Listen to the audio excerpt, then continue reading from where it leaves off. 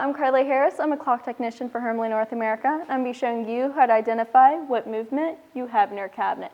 The cabinet we are using is a 120 cabinet kit from Emperor and a Yauk movement. Now Yauk did go out of business in 1983, so we'll be using this one as a reference. If you were looking for a replacement, since these are no longer manufactured, we do suggest purchasing the 208, which we have right here, or the 209 movement kit from Emperor. Now if we take a look right here, this says that this is a Yauk. It's made for Emperor in Germany. And then right over here, the identification number we're looking for is 77. This is a Yauk 7700M. Now different movement types, you'll have a different identification number.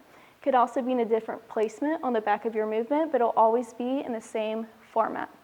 Later on, we will have a video showing us assembling a movement into one of these cabinets, so stay tuned. If you do have any comments, questions, or even just a suggestion, let us know. We would love to hear them.